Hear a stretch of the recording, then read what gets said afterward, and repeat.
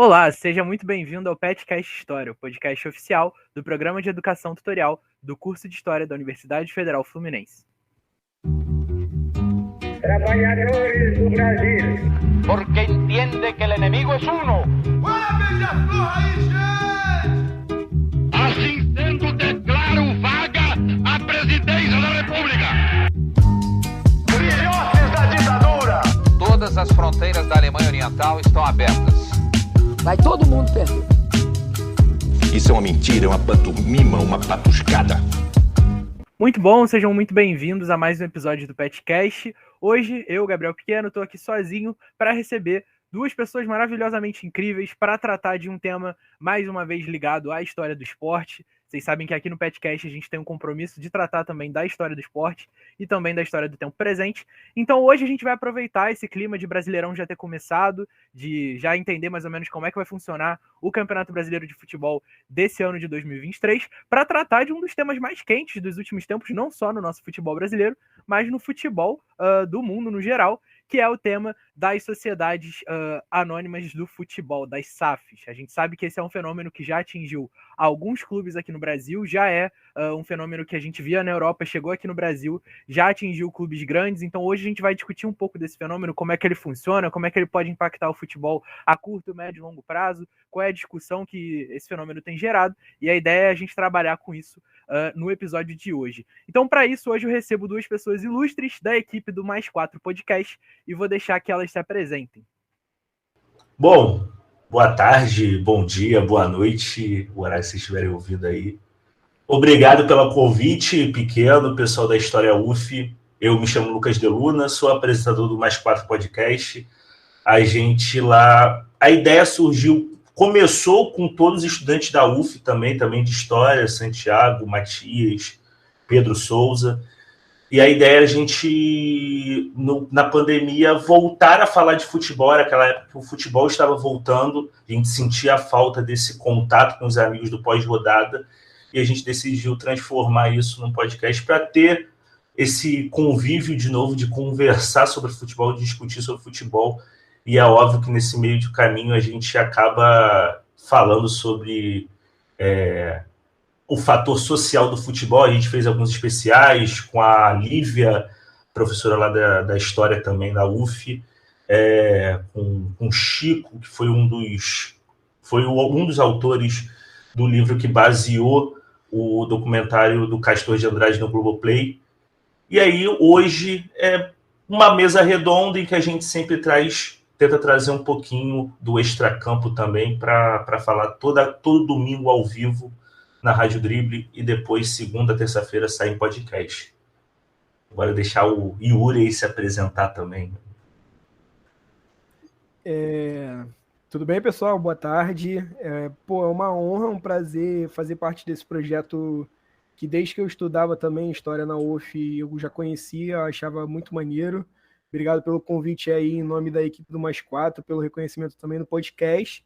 Eu sou Yuri Alckmin, eu atualmente faço jornalismo, saí do curso de História sem terminar, infelizmente, e acabei seguindo para esse lado mais da comunicação, focado no jornalismo esportivo, buscando um pouco dessa pegada mais social, econômica também. Eu pego um pouco mais do estudo da parada mais de números também, o pessoal do Mais 4 até brinca comigo que eu sou o cara dos números, das estatísticas também, e eu faço parte do projeto do Mais 4 titularmente desde a Copa, sempre acompanhei, sempre admirei o trabalho dos moleques, é uma parada que sempre me interessou em fazer até algo paralelo, até como vocês dois em off também, a gente tentou fazer aquela brincadeira do Super Várzea que na minha cabeça ficou sensacional, e desde a Copa, quando eu fui participar das edições especiais da nossa cobertura integral da Copa, o papo fluiu, casou, e aí agora eu sou integrante aí ad eterno de carteira assinada do Mais 4. É um projeto que a gente tem muita ambição para esse ano aí, para crescer com muita parada boa, muita parada nova e muita parada que as pessoas não estão acostumadas a ver nos debates de futebol. E é isso que a gente tenta trazer, um pouco do tom da novidade. É isso, então, senhores, muito bem-vindos ao Petcast novamente. E a ideia hoje, então, é a gente fazer justamente isso, uma mesa redonda, tentar tratar um pouco do que é esse fenômeno das SAFs e para a galera que está escutando também tentar entender melhor, porque eu acho que, e isso é um dos pontos que a gente vai discutir hoje, acho que quando o projeto chegou no Brasil, ele foi muito mais criticado do que explicado, então acho que a gente precisa ter um pouco de calma para poder entender como é que ele funciona. Então, vou começar perguntando o básico, né? O que é a SAF? Como é que ela funciona no futebol? Como é que ela chegou aqui no futebol brasileiro? Enfim, como é que funciona a SAF no geral? O que significa esse termo? E por aí vai. Então, essa estrutura de clube-empresa não é uma coisa nova no Brasil. A gente volta a falar disso por conta dessa mudança da legislação, essa criação de uma nova estrutura empresarial, que é a SAF, a Sociedade Anônima do Futebol.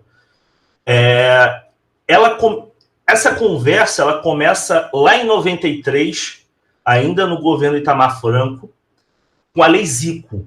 Ela permitia que os clubes se transformassem em sociedades comerciais com finalidade esportiva, aquilo que a gente chama de clube-empresa.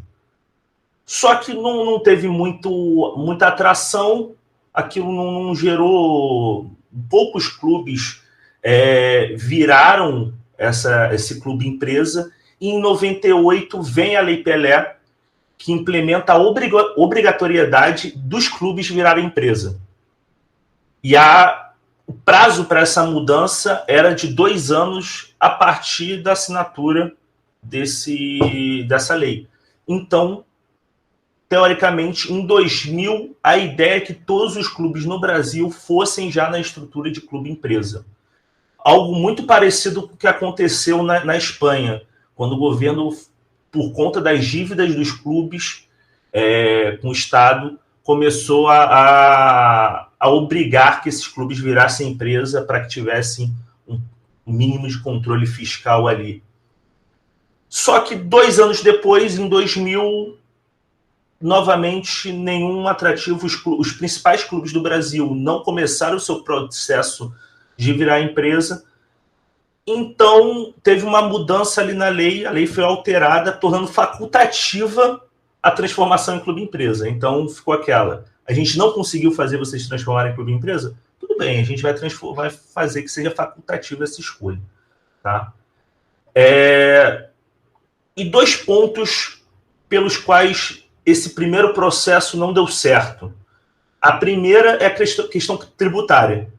Então, se transformar em clube-empresa, deixar de ser associação, a carga tributária passa a ser mais alta. Então, os clubes não viam vantagem para se transformar em empresa, já que teriam que pagar uma maior taxa tributária. E a forma que isso deveria ser alterado, a legislação também dificultava essa transformação em clube-empresa. Por quê? Nessa legislação, era necessária a maioria absoluta dos sócios para que o estatuto fosse alterado. O que isso quer dizer? Vamos pegar o exemplo do Flamengo, que foi a eleição mais recente, se eu não me engano, foi ano passado, né, Yuri? Foi isso mesmo. O Flamengo tem em torno de 7 mil sócios cadastrados. Na última eleição, compareceram para votar exatamente em torno de 3 mil sócios, ou seja, menos que a metade dos sócios votando. Se essa alteração de estatuto fosse posta em votação neste cenário, ela não passaria, porque ela não teria a maioria absoluta dos votos. Com a alteração da lei da SAF, isso foi flexionado, mas eu vou falar isso daqui a pouco. Quero deixar o Yuri falar mais alguma coisa, tem alguma coisa para complementar aí.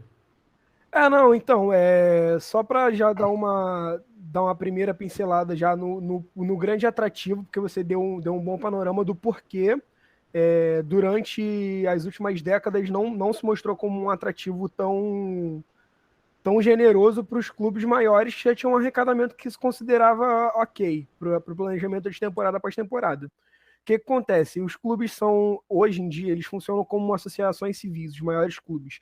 A associação civil funciona basicamente como uma estrutura de governo mesmo, do jeito que a gente conhece. os clubes, os sócios proprietários, independente de serem membros do Conselho Deliberativo ou não, no caso do Flamengo, e se eu não me engano do Palmeiras também é assim, ou pelo menos era assim, nos maiores clubes funciona assim.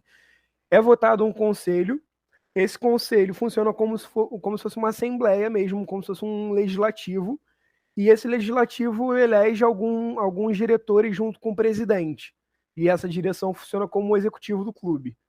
Só que quando se tem essa mudança da SAF, com a lei da flexibilização dos impostos e taxações de movimentações fiscais e financeiras dos clubes, os clubes conseguem se isentar desses pagamentos extras. Há uma negociação de uma taxa que você se paga nos primeiros 5 anos da SAF, que, se eu não me engano, vou até verificar aqui enquanto a gente grava, mas se eu não me engano é em 5% da receita média mensal, e depois essa alíquota cai para 4% nos próximos 5 anos, ou seja, na primeira década você vai ter que arcar com uma média de 4,5% da sua receita mensal, o que já muda o panorama para os clubes quando se fala de faz-me rir, né? do lucro que vai entrar para a receita para planejamento da próxima temporada, de investimento no CT, de contratação, de planejamento de marketing e tudo mais. E aí, esses clubes vão ter um olhar mais generoso, porque a SAF vai abrir esse caminho de economizar no que se paga e poder ter um cenário mais favorável para lucro em diversas áreas das marcas, de você poder trabalhar o clube como marca também.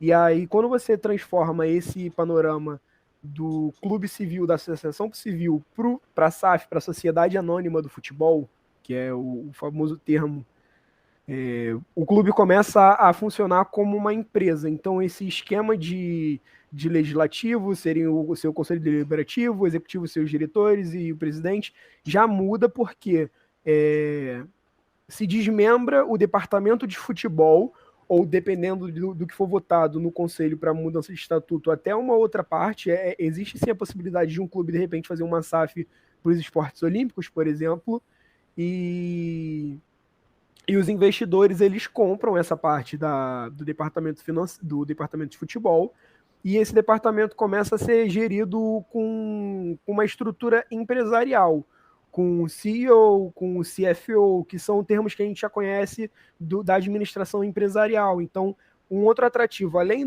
da possibilidade de lucro, em meio à zona, isso daí eu vou falar depois um pouco do porquê que eu acho que o terreno brasileiro é tão fértil para a formação de SAFs.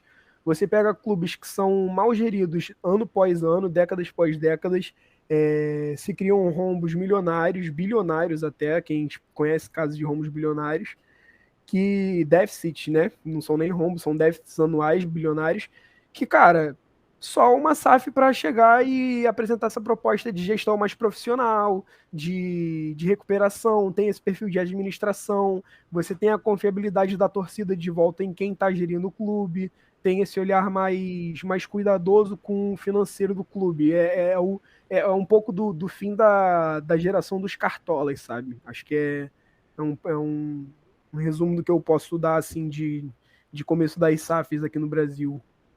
É porque passa também esse processo pela profissionalização da gestão. Exatamente. Isso passa muito pelo Profut também, na verdade. Eu vou falar isso um pouco depois, sobre o Flamengo e sobre o Palmeiras também. O Profut foi uma parada que o Bandeira, junto com alguns outros presidentes, o Eduardo Bandeira de Mello, ex-presidente do Flamengo, lutou muito, que, cara, alterou a necessidade o senso de urgência dos clubes, cara. Os clubes tiveram que se mexer, foram obrigados a se mexer, sabe? Explica para quem não sabe o que é o Profut. Então, o Profut, basicamente, eu não sei se eu posso definir melhor como um programa ou como uma legislação exclusiva. Acho que é um programa. É um programa governamental de gestão financeira e fiscal do futebol mesmo, que tipo assim, apresenta uma série de situações financeiras e fiscais que o clube tem que seguir. Por exemplo, o clube não pode... não funciona como fair play financeiro, mas funciona como um regulador das dívidas que o clube tem, e de certa forma também um programa de negociação dos clubes com essa dívida maior. Por exemplo, acho que eu posso dar um bom exemplo do Flamengo. Quando o Profut foi criado, fez-se um cálculo de toda a dívida do Flamengo em 2014 ou 15, que foi mais ou menos quando a lei foi votada e aprovada.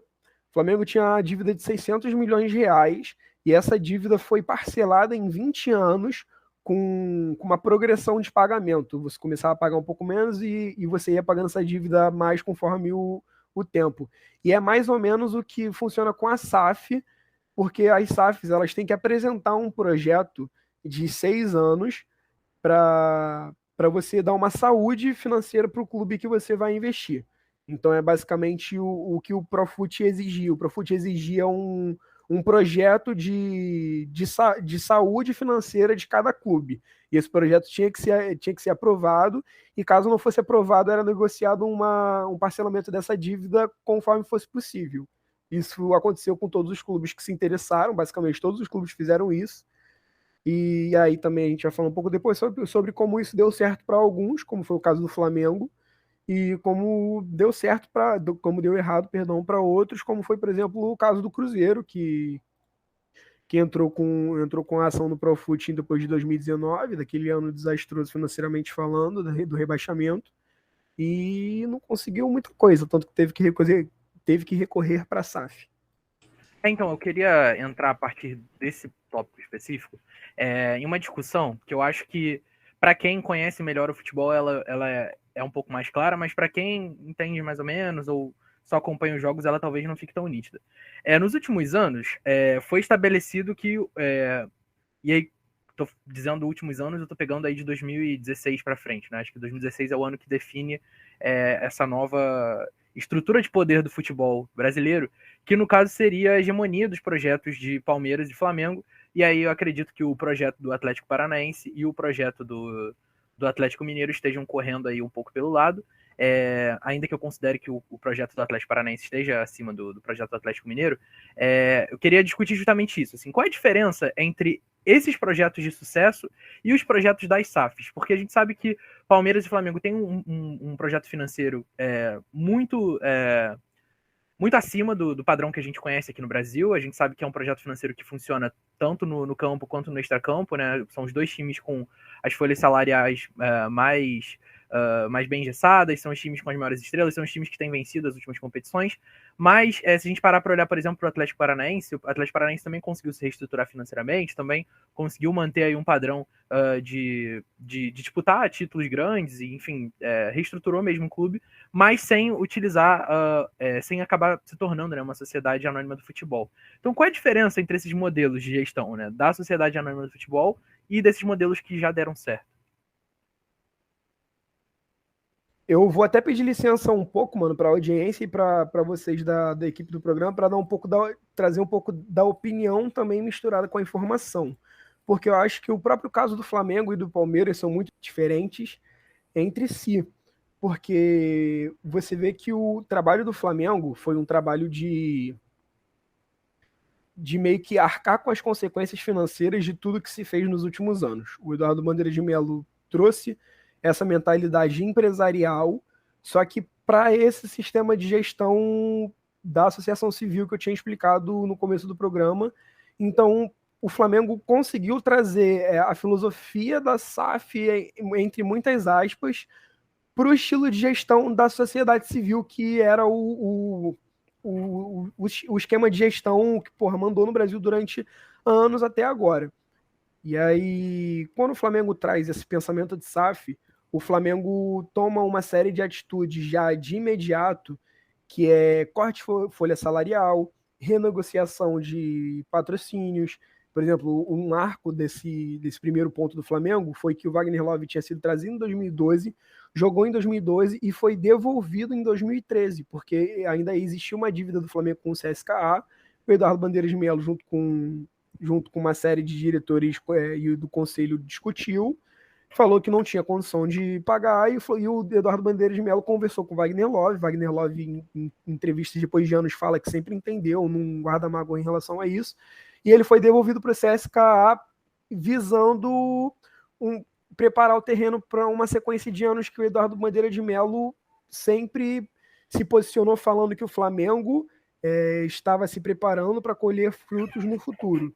Então, o Flamengo, durante 4 anos, se não me engano, 13, 14, 15, 16, trabalhou com folhas salariais muito baixas, trabalho de marca, conseguiu um contrato muito bom com a Adidas, conseguiu um contrato muito bom com a Caixa, fez um trabalho de gestão de marca do Flamengo, fez um trabalho de gestão de negociação com patrocínios e concessão no Maracanã, trabalho de sócio-torcedor, que foi um grande ponto da virada também do Flamengo de arrecadação de sócio, o programa de sócio-torcedor que existe uma série de críticas em cima para o Flamengo, sempre foi um produto de muita valia para o balanço anual, e o Bandeira de Melo conseguiu, através desses 4 anos, chegar num nível de endividamento baixíssimo.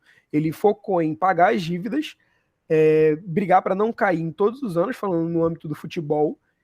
A torcida teve que entender isso.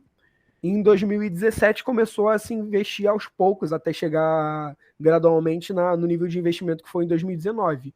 O Palmeiras, por outro lado, já teve a ajuda generosa de um patrocinador master que também soube trabalhar muito a marca do Palmeiras. E aí eu dou muito crédito à Leila, que atualmente é a presidente do Palmeiras, que, cara, assim, não sei nem o que falar dessa mulher, porque a noção de gestão, de administração, de crescimento de marca que essa mulher tem é um absurdo. O que se tem de discussão dela ter entrado como investidora no Palmeiras visando um cargo de presidente ou não, é uma discussão que fica à parte. Você pode concordar, você pode discordar, você pode entender que é tudo pelo bem do Palmeiras, que realmente foi, mas é um esquema diferente do Flamengo, porque o Palmeiras em nenhum momento precisou passar por esse esquema de montar times fracos.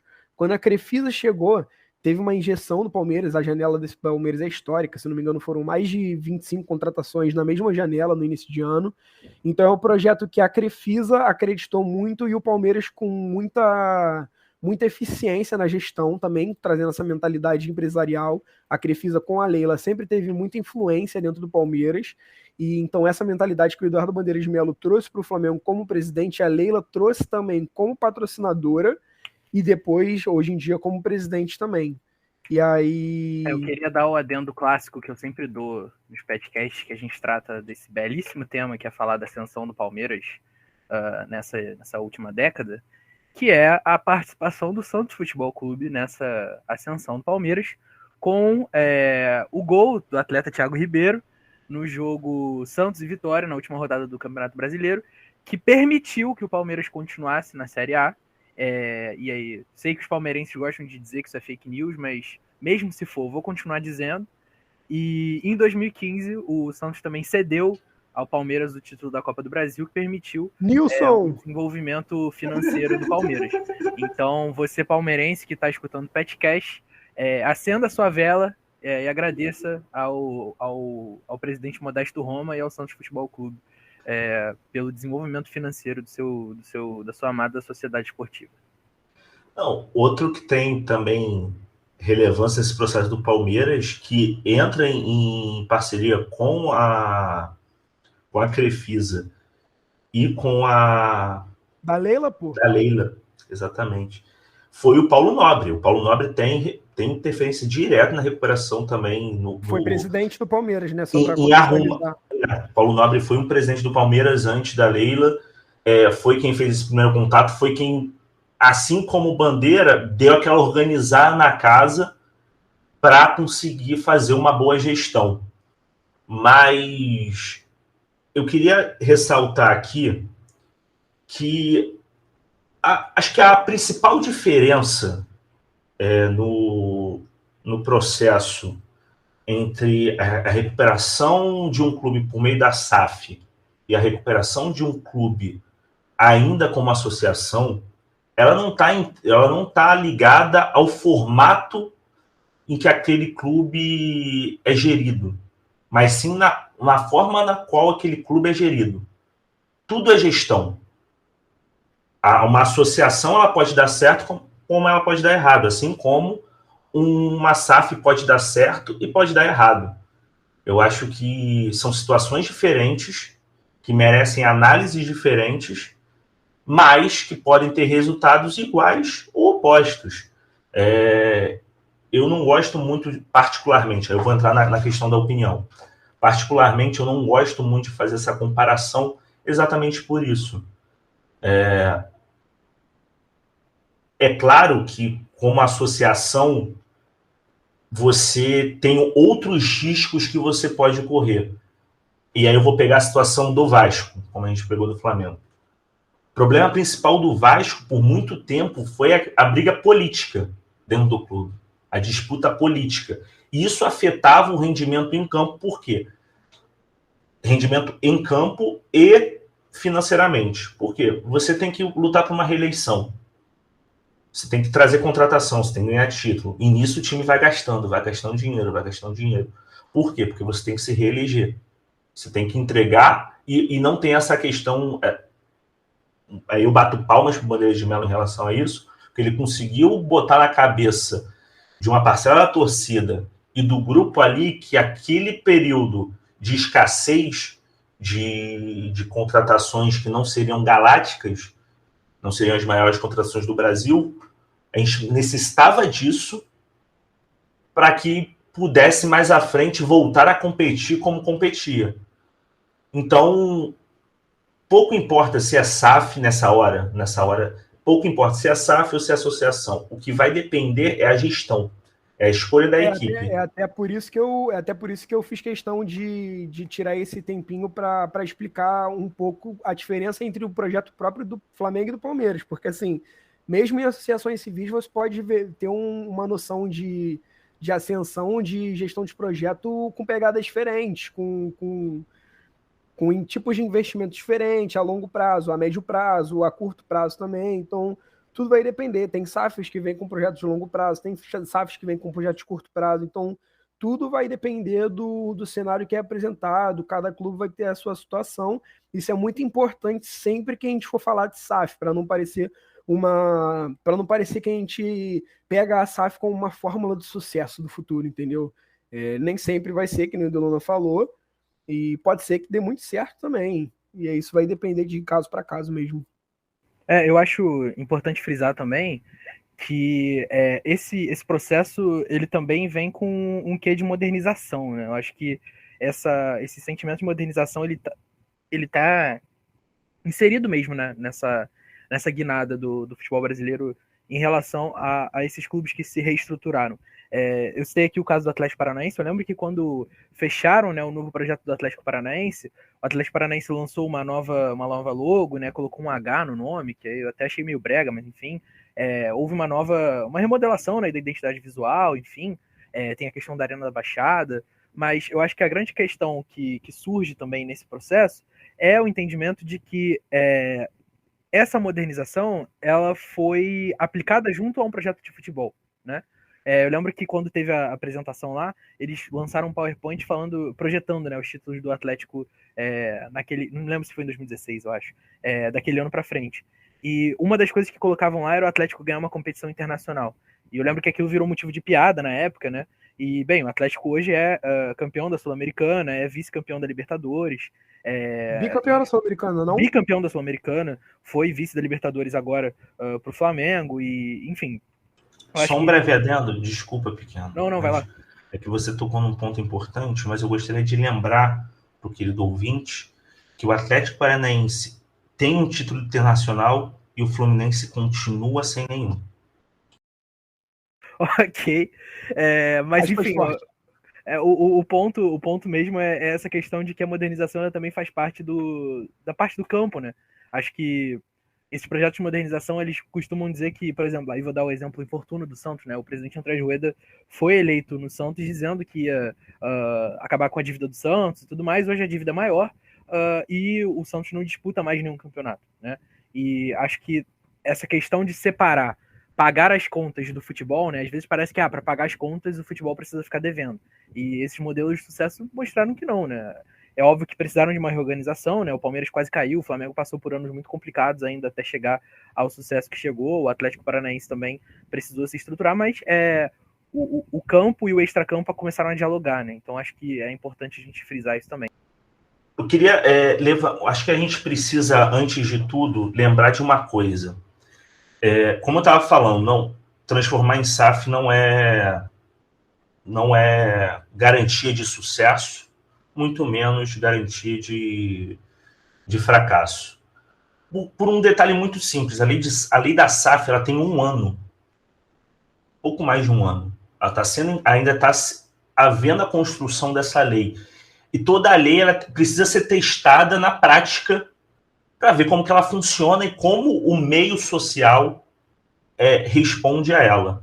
Por que eu digo isso? Porque a gente hoje tem uma discussão que começou com o John Textor, que comprou 90% da SAF do Botafogo, e aí é bom a gente lembrar que só podem a legislação permite a venda de até 90% da SAF, porque 10% precisa permanecer com o clube social para que ele tenha poder de veto em relação a mudanças de escudo, mudanças de localidade, alteração de estatuto, essas coisas só podem ser autorizadas com a anuência do clube social.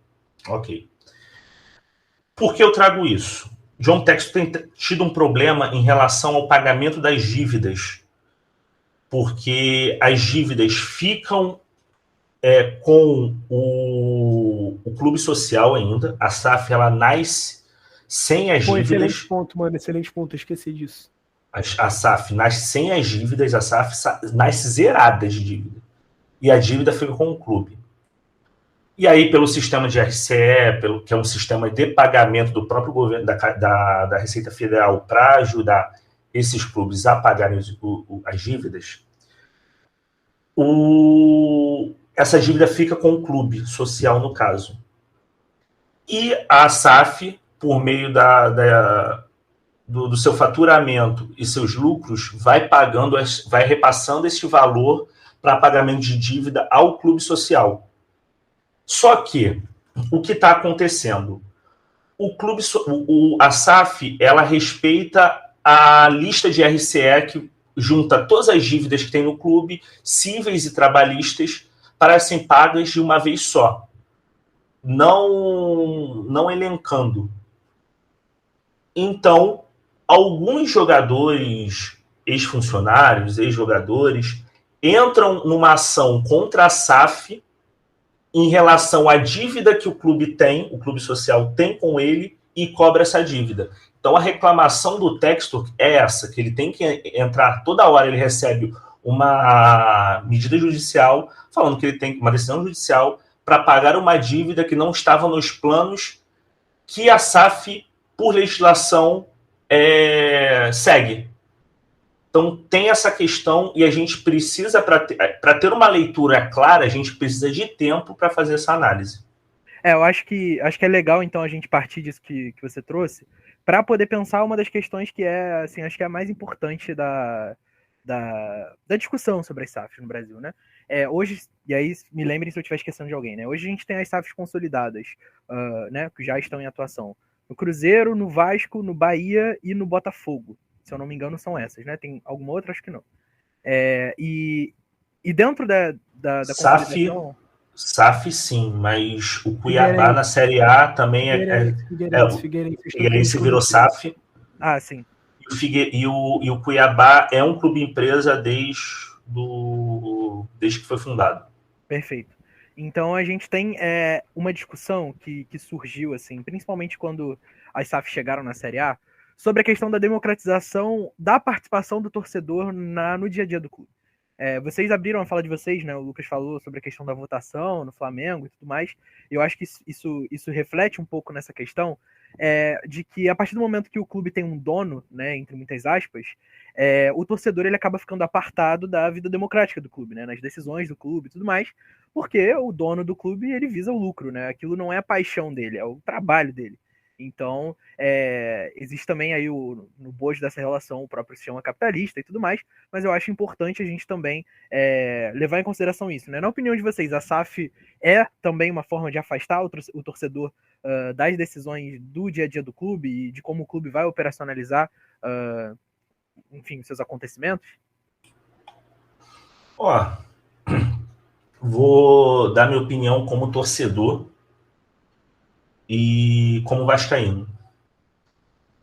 Não acho. Eu acho que a gente tem uma falsa percepção de... Belo livro.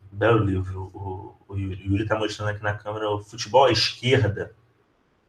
Qual autor, Yuri? Cara, futebol à esquerda do espanhol Quique Peinado, mano. É um jornalista e ativista da esquerda espanhola que traz uma série de crônicas sobre futebolistas que assumiram sua postura política, todos eles no espectro mais da esquerda da política, outros nem tanto de esquerda, mas são casos que se posicionaram contra a ditadura, pró-democraticamente, e entre eles a história do nosso querido doutor Sócrates, que inclusive é a capa do livro, da edição espanhola, da original, não só da brasileira. É um baita livro para quem quiser entender mais um pouco sobre como funciona a relação política do torcedor com os clubes e como foi a história da democratização. Isso também é um pouco da leitura de como os clubes chegaram a essa estrutura política que a gente conhece, que eu expliquei no começo do programa também. Baita livro. É isso. Vou continuar aqui, porque eu acho que a gente tem uma falsa percepção. Eu não sei se é uma inocência ou se é uma maneira da gente se blindar da triste realidade que se transformou o futebol no capitalismo. Vou pegar o exemplo do Flamengo, que a gente falou aqui. São 7 mil sócios para votar. Qual a representatividade desses 7 mil sócios entre 45 milhões de torcedores? É isso, o Yuri, a última pesquisa? Isso, 45, exatamente. 7 mil para 45 milhões. Qual é a representatividade disso? Isso é realmente democrático? Acho que a gente tem que partir desse ponto. Ok. Você acha que é democrático? Beleza, a gente segue daí. Caso do Vasco. O Vasco tinha uma eleição que não era direta. Você votava na chapa, a chapa mais votada indicava a maioria dos conselheiros, acho que 150 conselheiros. A chapa, em segundo lugar, indicava 50 conselheiros e esses 200 se juntavam aos 100 beneméritos para, assim, eleger o presidente. No São Paulo, é a mesma coisa entre aspas. Eu não sei as minúcias do processo eleitoral do São Paulo, mas é mais ou menos também, não é direta. São Paulo tem um problema que é as reclamações da torcida são muito em função disso, de que por ser o São Paulo um clube social, você tem sócios do clube social ali que frequentam a piscina, as quadras do clube, mas são torcedores de outros times. Então os interesses deles não estão ligados diretamente com o futebol do São Paulo, que é a marca maior, é o departamento maior do clube. Então, eu não sei se é a SAF que afasta o torcedor, que pode diminuir essa participação do torcedor popular no futebol, porque já é um processo que a gente vendo acontecendo há anos. Há anos a gente tem um processo de elitização dos estádios, que, já cansei de falar isso, é piegas demais eu ficar repetindo esse termo, elitização dos estádios, mas é um processo real. Você tem um aumento do valor dos ingressos, mudança absurda de público dentro dos estádios. Então, para mim, não vai ser a SAF que vai afastar a participação popular no futebol.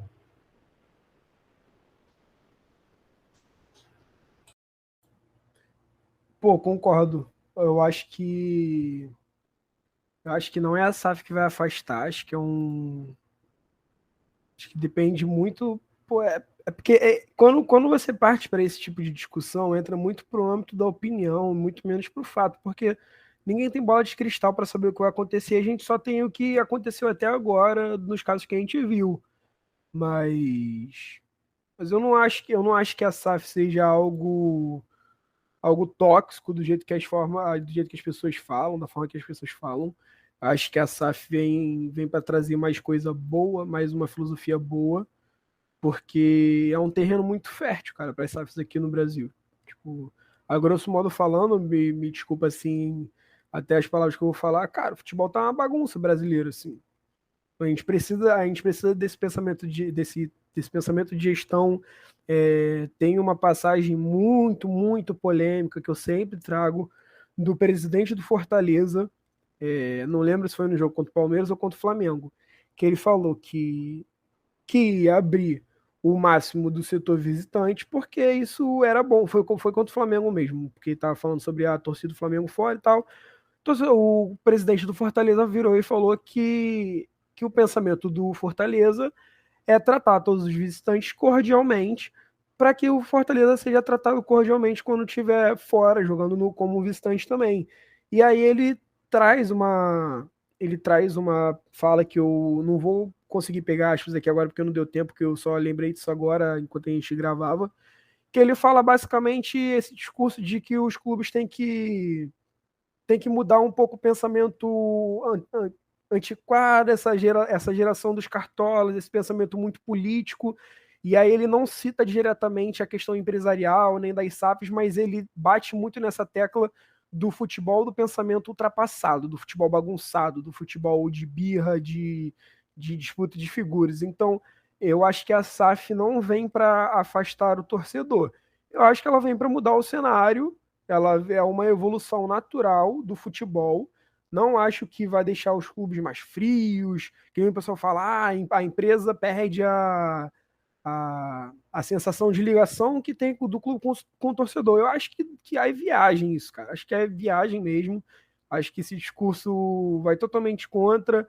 Por exemplo, cara, o flamenguista, no caso não da SAF, mas no caso do sucesso do Flamengo.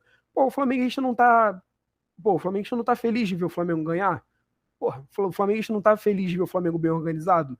O torcedor do Vasco não tá muito mais aliviado de ver o Vasco do jeito que o Vasco tá hoje? Meu amigo Lucas pode até confirmar, vascaíno ilustre. Cara, Lucas? Meu amigo Lucas, exatamente, meu amigo Lucas, estamos num meio formal. Então, assim, cara, é impossível você conseguir sustentar esse argumento de que a SAF é algo tóxico pro futebol. Mas tudo é uma faca dos dois legumes, né? Que nem minha mãe sempre fala, faca dos dois legumes. Mano, tem os prós e tem os contras. Aí você vai ter que tratar com mais sensibilidade os contras. Tem o caso do aumento de ingresso, tem o caso da releitura do programa de sócio-torcedor, porque as SAFs vêm com uma proposta de valorização interna e externa do produto da marca do clube. E aí você tem que também, como torcedor, ter um pouco de paciência e procurar entender o processo. Trust the process. Tá ligado? Assim, você tem que entender um pouco do processo, entender por que essas coisas estão acontecendo e entender que tudo tem um motivo. Claro que, não é o caso do Flamengo, que tem um sócio-torcedor polêmico, porque todo mundo, com razão, critica, porque já não é um programa de sócio que vale mais a pena para o torcedor. Mas tem gente que paga. E aí o Flamengo, infelizmente, trabalha com a demanda gigantesca que tem, porque são 45 milhões. Então você pegar de 45 milhões um número de 100 mil, que é a meta anual, hoje tá bom demais, é fácil. Então, não acho, em resumo da minha ópera é que eu não acho que a SAF seja uma coisa ruim, não. Eu vejo com bons olhos a chegada da SAF para salvar alguns clubes grandes que, cara, com a cultura do futebol brasileiro que a gente conhece, não dá para crescer mesmo, não. É isso, eu vou limitar minha opinião a dizer que eu tenho uma opinião, porque eu estou vivendo um momento muito complicado com o esporte de futebol. principalmente por conta do eventual processo de longa duração de morte do Santos Futebol Clube. Santos SAF, amigo? Eu espero que o Santos acabe em vez de fazer uma SAF, eu acho mais prático. Acaba e abre com outro nome. Abre com Operários do Porto Futebol Clube. Melhor do que ser Santos Futebol Clube. Sei lá, refaz. Prefiro gastar meu neurônio pensando numa restauração do que em qualquer outra coisa. Mas eu ia falar exatamente sobre isso no comentário do Yuri, porque essa noção de que o clube vai ser comprado, o futebol do clube vai ser comprado, então ele vai se afastar do torcedor, como se o torcedor torcesse para o CNPJ e não pela imagem, o carinho que ele carrega pelo aquele escudo, ou por aquela agremiação, por aquele grupo, pela história do clube, por tudo que já viveu, amando, porque, cara, futebol não é razão, é paixão. Então, não é porque virou uma parte do clube, foi vendida para uma outra gestão, que aquele torcedor vai mudar de time, ou então vai deixar de torcer. Isso, para mim, nunca entrou na minha cabeça. Bom, então, infelizmente, de modo melancólico, eu gostaria de encerrar esse episódio. Você que não é torcedor do Santos Futebol Clube, fique bem tranquilo. Muito provavelmente o seu clube não vai passar por intempéries nessa temporada, mas a gente vai ficando por aqui. Muito obrigado, Yuri e Lucas, por terem topado participar aqui do Petcast com a gente. Você que ainda não escutou os outros episódios do Petcast, a gente tem alguns episódios sobre a história dos esportes. A gente já falou aqui de futebol, a gente já falou de Copa do Mundo, de Maracanã, já falou de futebol americano, de beisebol, enfim, tem um monte de episódios sobre a história do esporte aqui. É só você conferir no seu agregador de podcast preferido. E eu vou deixar agora para que os nossos dois convidados participem do nosso momento jabá gratuito, em que eles podem aí divulgar os seus projetos no nosso podcast. Fiquem à vontade, senhores. Bom, sigam o +4 no Instagram. O pessoal da assessoria falou para que eu tenho que sempre lembrar tudo que eu faço. Segue lá, +4pod no Instagram. A gente sai todo domingo ao vivo na Rádio Drible, twitch.tv/Rádio Drible, a partir das 8 horas, falando aí do pós-rodada do Domingão. E também em podcast, saindo na segunda, terça-feira, no Spotify, no seu agregador de podcast aí favorito. Você pode ir lá dar 5 estrelas, que ajuda pra caramba a gente. E ouve nossos pitaquinhos, acho que você vai se divertir, tá bom? E gostaria de falar que vai vir projeto novo aí, estou trabalhando nisso. Em breve vai sair aí nas redes sociais do +4. Um negocinho bom, hein? Yuri, você quer divulgar alguma outra coisa ou nem? Pô, galera que se interessa por conteúdo de basquete e futebol, me seguir lá no meu Instagram pessoal, que eu vou começar a produzir uns conteúdos interessantes sobre curiosidades da história do basquete, da NBA e do futebol europeu e um pouco do sul-americano também. É Yuri Alckmin, Yuri_Alckmin, Alckmin ALK, M de mamãe e M de mamãe novamente. E é isso aí, rapaziada. Quem puder segue lá, vou produzir umas paradas maneiras ao longo do mês. Vou fazer um planejamento bonitinho para lançar alguns conteúdos em maio e junho. E quanto mais gente me seguir e se interessar pelo meu conteúdo, eu vou ficar felizão. Tamo junto. É isso, então, o Petcast vai ficando por aqui. Não se esqueça de se inscrever no perfil do Petcast no seu agregador de podcast. Nós estamos aí entre os podcasts de história do Brasil mais seguidos, então nos ajudem a manter esse número aí. Você pode também seguir o Pet nas redes sociais. Estamos no Instagram, @PetHistoriaUF, no Twitter também, @PetHistoriaUF. Estamos no Facebook, Pet História UF Niterói, e por lá você fica sabendo de tudo que o Pet faz para além do Petcast. E se você gostou desse episódio, não esqueça de compartilhar ele com seus amigos, com seus inimigos e com as pessoas que você admira. E saiba que o Petcast vai continuar tratando dos temas que foram abordados hoje, né? História do tempo presente, história do futebol. Então não deixe de acompanhar o Petcast. Muito obrigado pela sua audiência e até um próximo episódio. Valeu!